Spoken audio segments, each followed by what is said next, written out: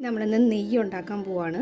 അതിന് വേണ്ടിയിട്ട് ഇത് രണ്ടും നമ്മൾ ആഴ്ചകളായിട്ട് ഒരു 2 ആഴ്ചത്തോളം പാല് തിളപ്പിച്ച് അത് ചൂടാറി കഴിയുമ്പോൾ ഫ്രിഡ്ജിലെടുത്ത് വെച്ച് അതിൽ നിന്ന് എടുക്കുന്ന പാൽപ്പാട് സ്റ്റോർ ചെയ്ത് വെച്ചേക്കുന്നതാണ്. ഈ മലായിൽ നിന്നാണ് നമ്മൾ നെയ്യ് ഉണ്ടാക്കാൻ പോകുന്നത്. ഈ മലായി ഇനി കുറച്ച് ഐസ് ഇട്ടിട്ട് അടിച്ച് മിക്സിയിലിട്ട് അടിച്ചിട്ട് സെപ്പറേറ്റഡ് ആവുന്നത് വരെ എടുക്കണം.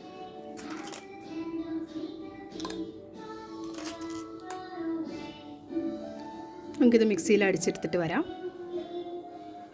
ഇങ്ങനെ ബട്ടർ മിൽക്കും സെപ്പറേറ്റ് ആവുന്നത് വരെ മിക്സിയിൽ അടിച്ചെടുക്കാം.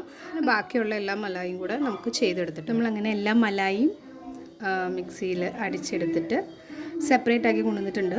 ഐസ് ഇട്ടിട്ടാണ് അടിച്ചെടുക്കുക.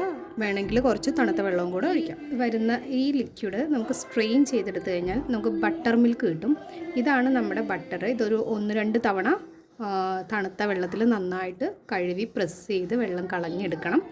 എടുക്കുന്നതിന് നമ്മൾ മെൽറ്റ് ചെയ്ത് കഴിയുമ്പോഴാണ് നമുക്ക് നെയ്യ് കിട്ടുക. നമ്മുടെ ബട്ടർ മിൽക്ക് സ്റ്റോർ ചെയ്ത് വെച്ചിട്ടുണ്ട്. നമുക്ക് ആവശ്യമെങ്കിൽ ഇത് യൂസ് ചെയ്ത് കുടിക്കാം. ഇതുപോലെ കൈ വെച്ചിട്ട് നന്നായിട്ട് പ്രസ് ചെയ്ത് ഒരു റോൾ ചെയ്ത് ഓരോ ഉണ്ടയാക്കിയിട്ട് നമുക്ക് മാറ്റി വെക്കാം.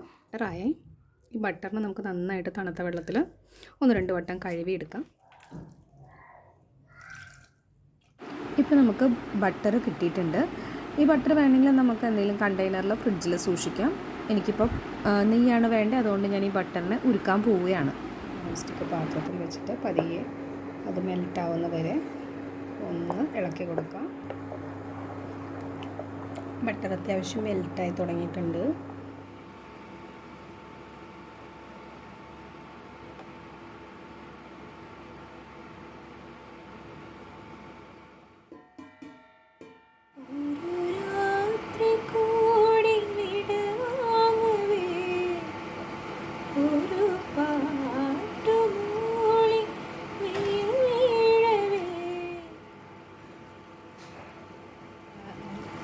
നെയ്യ് തെളിഞ്ഞു തുടങ്ങി, നല്ലൊരു മണമൊക്കെ വരുന്നുണ്ട്.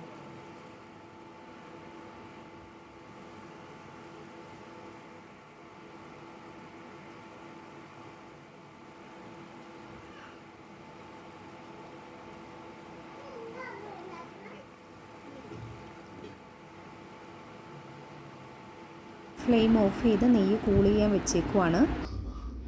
ഇനി നമുക്ക് ഫ്രിഡ്ജിൽ വെച്ച് കഴിഞ്ഞാൽ ഇത് ഹാർഡായിക്കോളും. പിന്നെ ആവശ്യത്തിനടുത്ത് യൂസ് ചെയ്താൽ മതി. 2 മണിക്കൂർ മിനിമം ഫ്രിഡ്ജിൽ വെച്ചത് കഴിയുമ്പോഴത്തേക്കും നമ്മുടെ നെയ്യ് ഇതേപോലെ ഹാർഡായിട്ടുണ്ടാവും. കുഞ്ഞുങ്ങൾക്ക് കൊടുക്കാനാണെങ്കിലും സേഫായിട്ട് നമുക്ക് വീട്ടിൽ തന്നെ ബട്ടറും അതുപോലെ തന്നെ നെയ്യും ഉണ്ടാക്കാവുന്നതാണ്.